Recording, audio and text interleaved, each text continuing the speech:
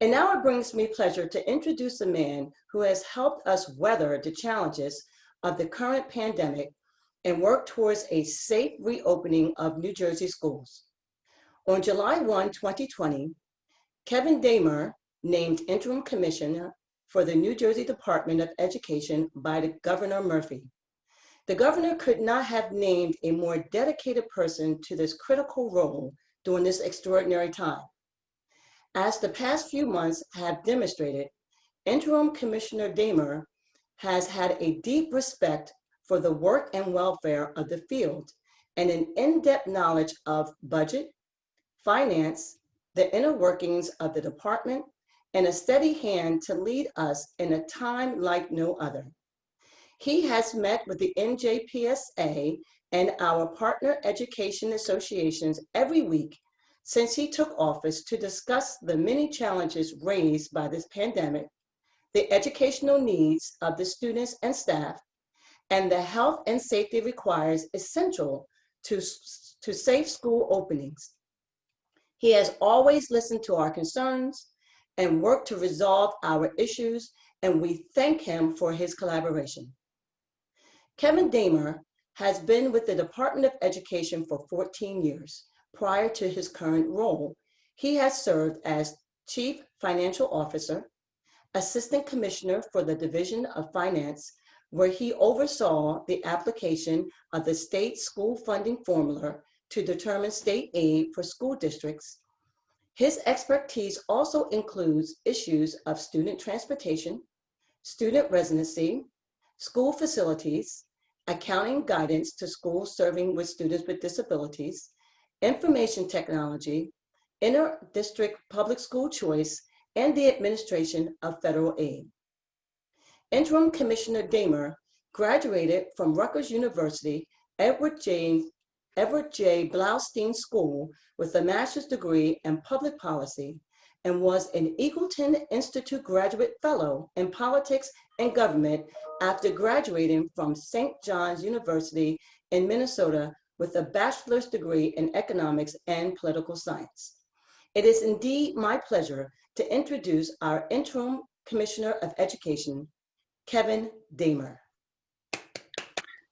Thank you so much, Robin. The very kind words, I really appreciate it. And I think that's the most comprehensive and generous introduction I've ever received. So I really appreciate it. And I just wanted to take a minute. Pat, you hit on this kind of in your remarks, which were lovely and I think spot on. But I'm looking through all the pictures here, and there's several, and Karen and Debbie and Pat, we've had a lot of conversations over the last few months. So number one, it's good to see your faces yet again, but I've always appreciated our conversations. They've been productive. I take seriously the information feedback that we get. As Robin mentioned, I've got my morning has gotten a little bit crazy, and as much as I would love to sit here, and believe me, it's true, I would rather sit here and answer every question until you're exhausted. If you don't mind, just share them with us. We'll get it back to you. But I take those very seriously, and I want to make sure that we get those responses back to you as soon as we possibly can. So with that, I just wanted to touch on a couple of things, and I'm glad to hear some of them have already been raised, but I just wanted to also just take 1 minute to recognize those of you that are principals. This is National Principals Month, and I think it's worth just taking a moment to thank you for the complex work you do as leaders, advocates, mentors, guides, and champions for those being on the front line educating students. So thank you very much for all of you, but specifically for principals this month as we take a few minutes to recognize you. And obviously the job of a school principal and supervisor has never been an easy one, but it's become even more challenging and probably more than you ever expected this year. But even with these challenges, we started this school year with some positive news. Early last month, Education Week magazine came out with its Quality Counts report that rated each state on academic achievement, chances for success that children are provided, and how each state financially supports its schools. And for the second year in a row, New Jersey was named the #1 school system in the nation. It's something that all of us really should be proud about, and it's a reflection of the strong leadership in our schools. Now, I'm not saying that we should sit back and rest on our laurels and consider our work done. In fact, one thing that makes New Jersey schools so strong is that we never stop trying to improve. Every school has students who need help and support, sometimes academically and sometimes emotionally. So I thank you for your commitment to providing a quality education to all children. But the Education Week report reflected our values in New Jersey. The report looked at 3 factors in each state: academic achievement, chances for student success, and financial support for schools. New Jersey has historically been very strong in the first 2 categories, but last year and again this year, our financial support for schools was a factor that helped us propel New Jersey to the top spot, leaping Massachusetts finally. We've been working on that for quite a while.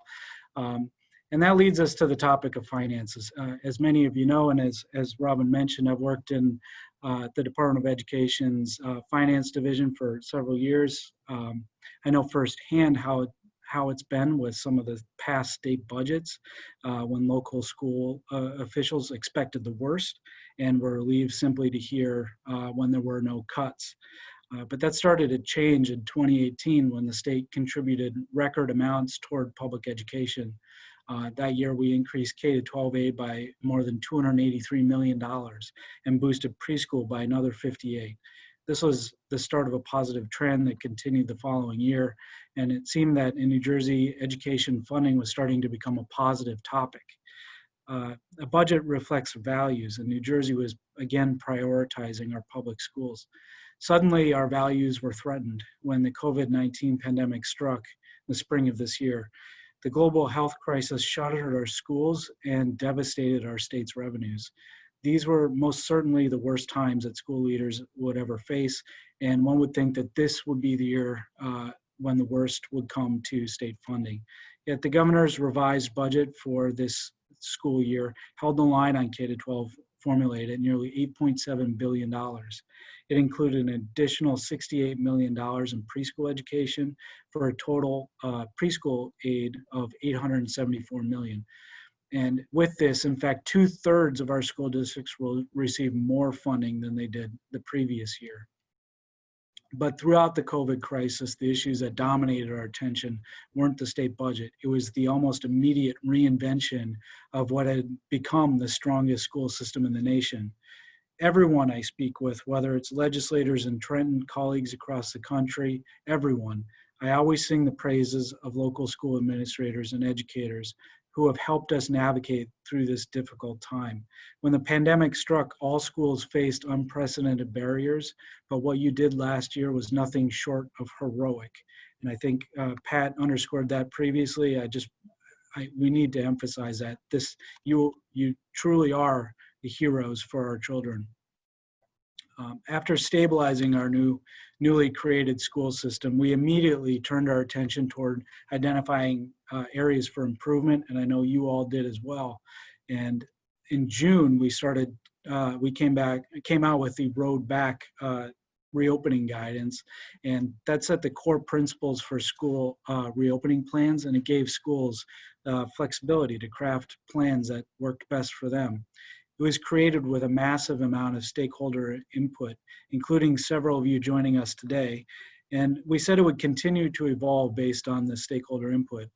Almost immediately, families and school officials alike called for an option of giving parents the ability to decide whether their child could receive all remote instruction, and we responded with that flexibility.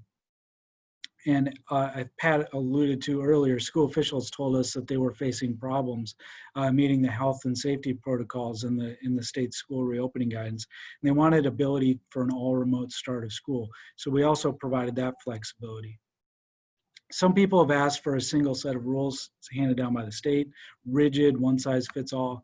That doesn't work in New Jersey. And what does work is collaboration, adaptation, and flexibility. And I think that's what we're doing now.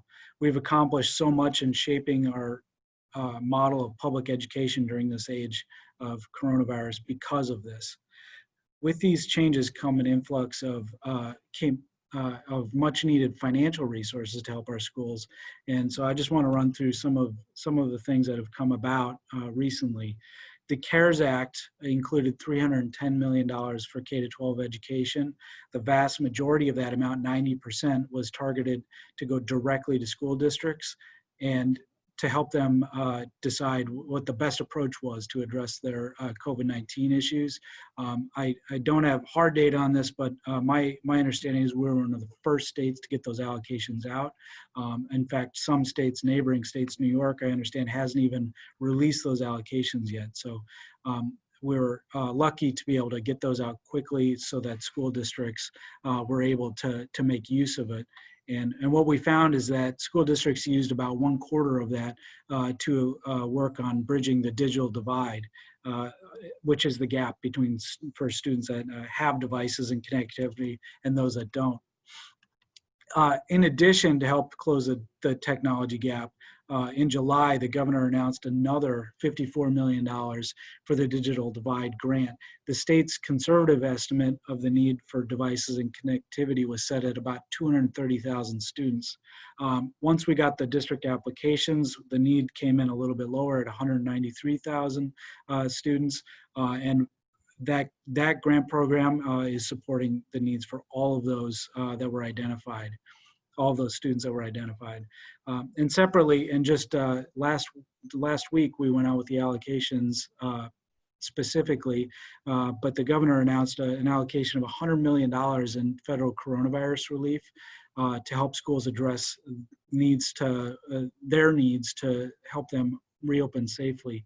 These funds can also be used for any remaining need for technology. And we understand that school districts nationwide are making a similar push for technology, which has caused some delays in the supply chain. We've pushed as much as we can, working with device leaders, manufacturing corporate leaders to see what we can do about that. But we remain optimistic that districts are getting the technology in place so they can ensure that students can connect with their classroom. Outside of financial resources, the department has been working to provide districts with learning resources as well. When we started the school year, we released the Virtual Learning Toolkit, which is designed to help teachers and families adapt to remote instruction given its prevalence during this school year.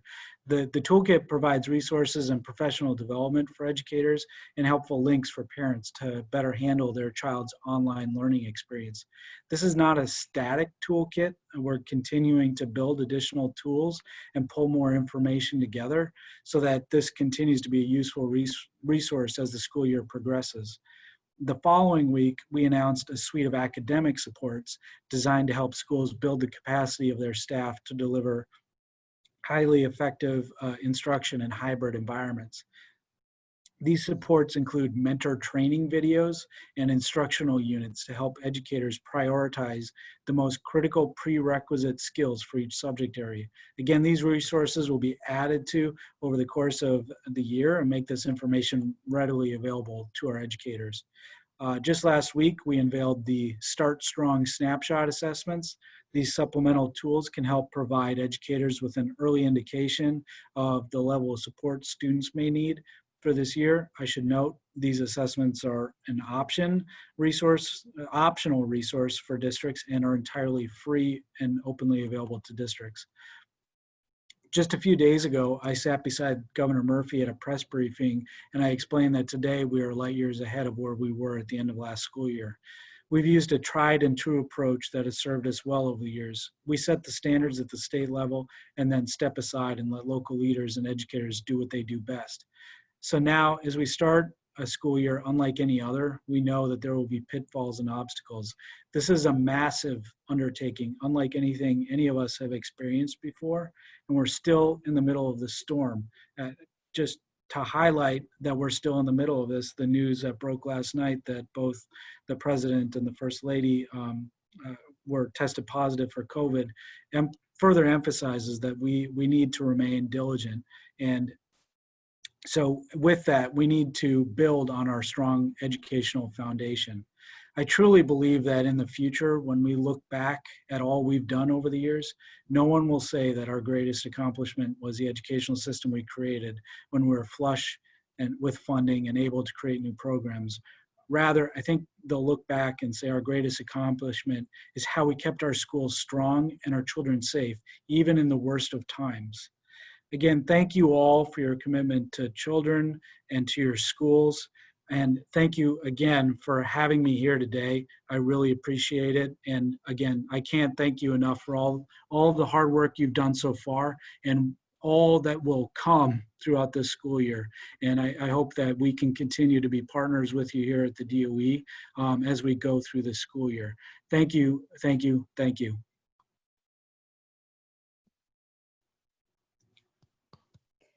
Thank you so much, Kevin, for joining us here this morning. And as you know, we have long time been partners with the Department of Education on issues on so many fronts, and we'll continue to be your collaborative partner. And it's always a pleasure to work with you and your staff. So we thank you again very much for being here this morning.